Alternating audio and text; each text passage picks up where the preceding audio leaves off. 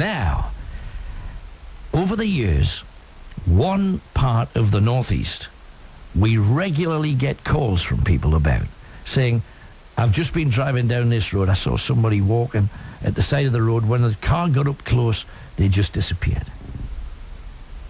I must be honest enough to say there's probably been 30, 40, 50 people that have rang up with that story about this place, just on night owls. I've also seen stories in local newspapers talking about it, and people come up to you and say, oh, I heard that guy say that somebody just disappeared.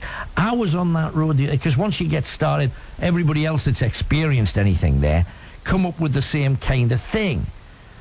So I thought, well, I should actually have a read of this and research it and see what the juice is about the Spain Road.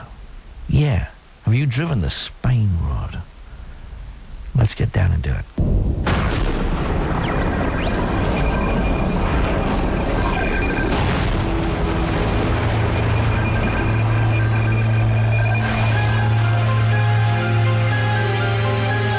To most car-driving Northumbrians, the A189 that links Gateshead to southeastern Northumberland is known as the Spain Road. Yet over the past century, there have been many strange and bizarre incidents upon it, as most people use it to get to and from Blythe, Ashington, Lynemouth, and a host of coastal towns and villages. If you go back even further, you can find a Viking assault that claimed the lives of around 40 northerners when Ashington was little more than a village. 3 Norse longships landed in the bay where Newbiggin now stands. They butchered the fisher folk that they found there and then headed inland. Now, there were no proper roads back then. You merely followed the well-worn tracks created by the passage of people, horses and carts. And they arrived in the early hours of morning, so caught everybody by surprise. They roared into the village, killing any man or teenage boy. They stole all of the young women and children. The women would be raped, then used as slaves, often choosing to integrate with their society and taking a Viking husband. The children were raised to be fighting men. Occasionally on the Spain Road, motorists have said that they have seen people being dragged across the road by men dressed in skins, as if those abductions from long ago continue to be replayed. Yet it was in this very vicinity that one Viking warrior tried to prevent a Northumbrian woman from being killed. She broke away and ran into the woods, only to be recaptured. The Viking leader decided to make an example of her, demanding that she be killed by axe as a warning to others to obey their new masters. However, one Viking had taken a shine to her and wanted her. So he put up his sword, saying that he would be responsible for her behavior. The Viking chieftain was less than impressed at this show of dissent in front of his men. So he walked over to him and said, "If you want her to live, she will live unless you kill her." The Viking smiled, and then in a second the chieftain's axe had taken off his head. His body was twitching on the grass as the leader picked up that decapitated head by the long plaited hair and proceeded to beat the woman to death with it. That woman is said to often be seen walking along the Spain Road, alongside the tarmac on dark, dusky nights. There have been many deaths along this stretch of road, yet another that still bears witness to the walking dead happened in 1887 when a merchant from Ashington had been given permission by royal charter to colonize Kenya and Uganda. His name was Hutton, and he'd just been informed that his proposal had been accepted, and along with his 3 London partners, their company would be able to steal, exploit, and completely take advantage of 2 entire African countries. This meant huge fortunes for all involved. Hutton took a valise and headed in a carriage down the Spain Road towards Newcastle, where he would strike out for London. Yet he was never seen again. Many say he reached Africa, set up home there, and never returned. Yet the coach house near Chesterley Street, where he'd booked for the night, never saw him. Yet 8 years later, a local from Bebside told of witnessing a horrific murder on the Spine Road.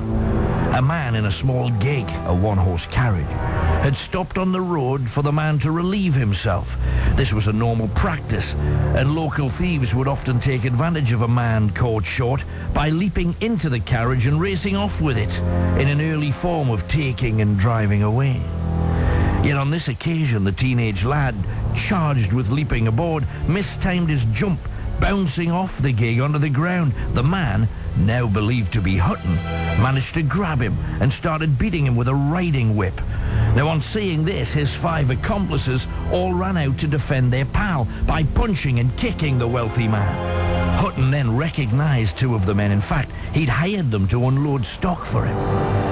They knew now he would have to die, and 2 of them picked up rocks from the roadside and beat him to a pulp. They dug a deep hole about 10 feet from the road, dumped his body in it before driving off with a coach, selling it to a traveller heading north to Scotland. The witness, most believe, was one of the killers, but none were ever prosecuted. When the road was being widened and extended in the 1950s, the site foreman's attention was drawn to some human bones found in a shallow grave. Knowing that this would delay any project, he told the worker that they were just animal bones and kept the job on time, and he won a bonus. Perhaps because Hutton's body was ignored in this fashion, he too is seen walking along this roadside, often disappearing as vehicles get up close.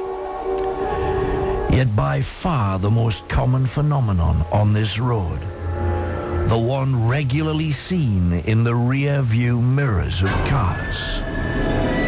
It's surprising just how many people have ended up giving lifts to the dead. You're on this lonely road. What happened? I'm driving home. Actually, my husband's sitting in the passenger seat, and I'm driving. We're coming along this bypass. For some reason, I look in my rearview mirror, and I see a girl. How clearly? Was this as if there was a passenger in there? She was sitting in the back seat of my car, yes. I hit the brake. Right. But to be honest, I think probably it was the stupidest thing to do. I hit the brake, looked in the mirror. My husband said, "What's the matter with you?" I said, "Who the hell is she? Where did she come from?" He said, "Well, there's no one here." It was a late evening, driving home. I was tired.